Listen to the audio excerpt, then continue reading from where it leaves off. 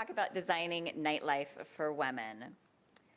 First, let's get a sense of the economic power of women in this room. Raise your hand if you are the primary decision maker about where to live. Keep your hand up if more than one of these applies. Where you choose to live, we got that. Where you choose to vacation.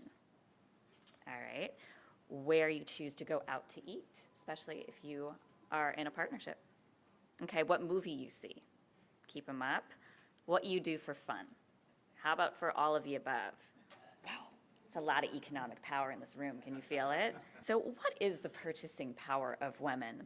In the US, women make or influence 85% of all consumer purchases. Women account for 92% of vacation purchases. For women in leadership, women hold 60% of all bachelor's degrees as well as all master's degrees. Yet women are still in the minority of leadership positions for Fortune 500 CEOs as well as board positions.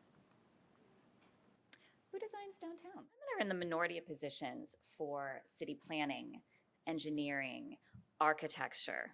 Who creates the nighttime social experience? While women represent the majority of servers and hospitality staff, they are in the minority of management and ownership positions, as well as higher level chef positions.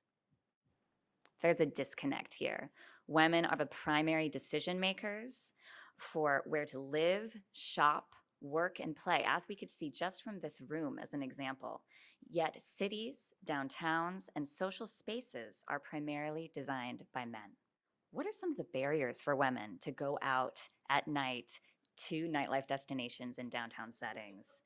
Unfortunately, many women perceive downtowns as dark, dirty, scary, inconvenient for nightlife full of drunk people, nothing but dance clubs.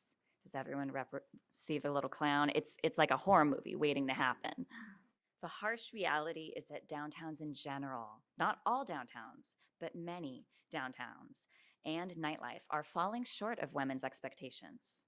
Luckily, there is hope. There is a growing recognition throughout North America, as well as the rest of the world, that there is a need to view downtown planning and nightlife experiences from the perspective of women. This publication, Design Downtown for Women, Men Will Follow, explores everything from parking to lighting to colors of downtown buildings from the perspective of women. And it includes a chapter that Allison, my speaker, who will be coming up next, and I co-wrote about designing nightlife for women. When downtowns are safe and comfortable for women at night, they're also going to be safe for other groups, especially men. Let's take a look at men versus women's decision-making in going out for some context. Now, I'm going to apologize to our more thoughtful and progressive men in the audience, but put yourselves back in the shoes of when you were 21. So this is usually the thought process. Cheap drinks, sports, hot people. Yes, we're going out. Women's decision-making on going out, it's going to be a little bit more complicated. In fact, it's more like a matrix. And if there is a breakdown in any one of these areas, women may opt out of going out for nightlife. I'm just going to read you a couple examples. So for the activity, okay, is there going to be food there? Do I need to go out first to eat? What's the entertainment? Who's going to be there? For mobility, okay, if I'm going to drive, where am I going to park? If we're going to drink, who's going to be my DD? If I'm going to take ride share, then what time do I need to leave so I avoid surge pricing? For safety, am I going to go alone? Am I going to go with a friend? Are there going to be other people walking around? For comfort, do I have to wear heels? Is there going to be a coat check? There are a lot of thoughts that go into this process. You know what's a lot easier? I'm just going to stay in my jammies. I'm going to just get a glass of wine. I'm going to order some food in and watch some Netflix. Does this sound familiar? How many women have done this on a Friday night? I know. You know what's terrible is that even younger generations of women are reporting that this is what they're doing. So I'm going to try and answer the elusive question of what do women want? But don't get too excited, it's just in nightlife. Okay. So I conducted focus groups in the US, Canada, and Mexico. And there are some universal themes that keep coming up. Some of them are going to actually be similar to what Philip Colvin was talking about. They're the top 6 social experiences that women want in nightlife. Number 1, high quality food and beverage. 2, experiential nightlife. 3, gamification. 4, engagement with art. 5, social dancing. And finally, 6, comedy and improv. I'm going to go into a little bit of depth for each one of these. So just because it's late at night doesn't mean that all of our dietary restrictions go out the window or our standards for dining. We still want health-conscious options as well as high-quality options. Sometimes you don't just want to have a slice of pizza or a taco or a hot dog late at night. The other is high-quality drinks with multiple ingredients. So the days of just ordering your standard 2-drink ingredient seem to be over. People want muddled blackberries and locally foraged elderberries and that sort of thing. The other big trend is that in the US and the UK, younger generations are drinking less than they did at the same age years ago. So another big trend is to have mocktails. These are non-alcoholic beverages, as well as sober bars. Anyone have a sober bar in your city? Just curious. So we have New York. Anyone else? In Pittsburgh? Oh, okay, a pop-up bar.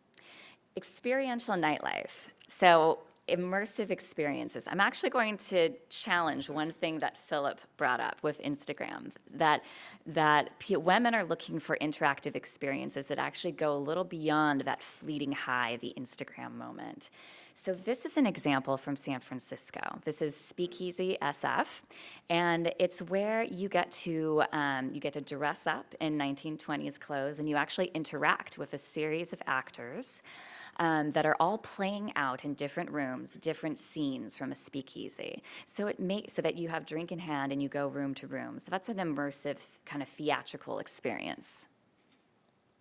Experiential nightlife, physical activities. So I really liked how Philip phrased it as competitive socializing, as well as I think you mentioned active socializing. So very similar concept. One of the big companies that is introducing axe throwing to the US, Bata Axe Throwing, for them, 60% of their patrons are actually women. How many people, men and women, have thrown an axe in nightlife? We got some axe throwers. Okay, we're game on after this. Very cool. The other items that count as physical activities include roller disco, as Philip mentioned, indoor mini golf, volleyball on the roof, why not? Bowling and table tennis. Gamification. Nostalgia for the 80s and 90s is huge right now. How many of you have a vintage arcade bar in your city? Oh, a lot more. Okay, awesome. Other forms of this include board game cafes, trivia nights, pub quizzes, escape rooms, or just kind of informal activities that staff will actually facilitate within a bar or club setting. What else do women want? Active engagement with art. Beyond the art walk, there are paint and wine nights, as well as art battles. Has anyone heard of an art battle? Ooh, Canadians. Do we have any Canadians in the room right now? All right, Canadians, you guys are really ruling with these awesome ideas, axe throwing, the competitive art battles. So this is another concept that came out of Canada, and it's basically where you have painters in the center of a room, and they paint their best work over 3 to 4 timed rounds, and the audience gets to watch them and get an inside scoop in the artistic process, and then they vote on the best art. So it becomes a really exciting experience. Social dancing. I'm just curious, have you heard of the distinction between social dancing and just regular dancing? Has anyone not heard of that use before? Okay, so this is something that many women in the focus groups that I conducted mentioned, that they prefer to go out for the purpose of social dancing. Social dancing is more associated with certain dance styles like salsa and bachata. swing, as well as line dancing. The emphasis is more on technique and being able to practice and have fun. So it can take place in both club settings as well as non-club settings, like recreational halls. There tend to be clearer rules of engagement and protocol also for inviting a partner to dance. So many women report feeling safer in these kinds of settings. Finally, we all want to laugh. So maintaining those opportunities for comedy and improv for your local comedians is super important. Alamo Draft House is an interesting concept where you get dinner, drinks, as well as an interactive show. What are the common threads for what women want? There's really an intentionality to the programming, an opportunity to explore our identities, to have camaraderie and some friendly competition, as well as inclusion. I don't necessarily have to identify as a gamer to go to an arcade bar. You don't have to necessarily speak Spanish or be Latinx to go to a salsa dancing club. These are inclusive environments where you feel welcome and safe. Speaking of safety, so those are all things that motivate women to go out for nightlife. But what is preventing women from going out? Women need to feel safe from the moment they arrive to a nightlife district until the moment that they leave. If that travel path isn't seamlessly positive, she may not come back. Women are particularly attuned to safety hazards. Some of the environmental cues that indicate to a woman that an area isn't safe include litter and overflowing trash. Some of these are quality of life issues like graffiti, vandalism, the presence of homeless, panhandlers, dark pedestrian lighting, dark vacant storefronts. They communicate that no one is watching, that no one cares, and potentially that it's a permissive environment. What does make women feel safe? Seamless lighting, stable walking surfaces, wayfinding signage, decorative window displays, as well as systems of order like taxi stands and rideshare hubs, as well as eyes on the street, not just necessarily from police, but also having activity like buskers, safety ambassadors, cleaning crews, escorts to parked cars. Now, how you get home at night is really going to depend on what options there are for mobility in your particular city. I'd like everyone to raise their hand for each one of these options. So for the women, think of the option that you would choose for yourself to get home alone at 2 in the morning. For the men in the audience, so I'd like you to channel, what would you tell your 21-year-old daughter or niece or cousin, someone you care about, in terms of how you would suggest they get home at 2 in the morning. Okay, so everybody, subway. Ooh, no hands. Okay, 1. All right. Bus. Taxi. Okay, we got a lot of taxis. Rideshare. Very interesting, even for the men. So what you just indicated is in line with the national trend, that despite some safety concerns and incidents that have taken place on rideshare services, women still overwhelmingly prefer taking rideshare over taking either public transit and even taxis. There are some ways to make nighttime mobility even safer. There are some new apps for rideshare where you can where drivers can select the gender of their passengers and vice versa, so that if a passenger feels more comfortable with a female driver, they can actually request that. There are also campaigns on mass transit. So this is an example that Safe Bars did in DC, so that women are aware of how to report incidents of sexual harassment.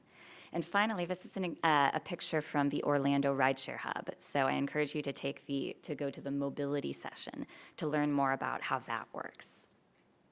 Now we're going to go inside of nightlife venues to talk about what makes women feel safe and comfortable. What do you think women's #1 complaint is about going out? Can you shout it out? Yes, Bruce. Speaks from the heart. Okay. You are absolutely correct. Restrooms. Now, what does the ideal restroom look like? Did anyone think I was just going to put toilet paper and tampons on this list? Because there's a lot, and every city we go into, the list actually grows. So the basics, come on, people. Let's have it be stocked: paper towels, soap, some nice touches, feminine hygiene products, maybe some spray deodorant, purse hooks. Some nightlife venues are actually using their restrooms as a selling point for why women should come to their nightlife venue. So this is a bathroom from a venue I went to recently in Macon, Georgia. Do I have any of my Macon folks here? Woo, yay! And they probably thought I was crazy because I was doing a photo shoot in the bathroom, but I just could not get enough of this. This particular restroom actually wrote their nightclub's hashtag in reverse in the mirror on the paper towel holder, so that when you take a picture, because I don't know, women take selfie pictures in the restrooms, don't ask me why. When they do, it also can be used for marketing and branding. So people need to think beyond clean. We need to think about how we can use them to market as an amenity for going out. Some of the other factors that contribute to comfort and safety in social venues include easily identifiable and vigilant staff, as well as cleanliness and tidiness, people who are actively cleaning up. Allison actually taught me the Disneyland model is that if you see someone, you know something's clean when you see someone cleaning it. So making sure that that same kind of culture is taking place in a nightlife venue, as well as some amenities such as purse hooks under tables, coat checks, comfortable occupancy, comfortable ventilation, as well as temperature control, and possibly having even a staff monitor in restrooms.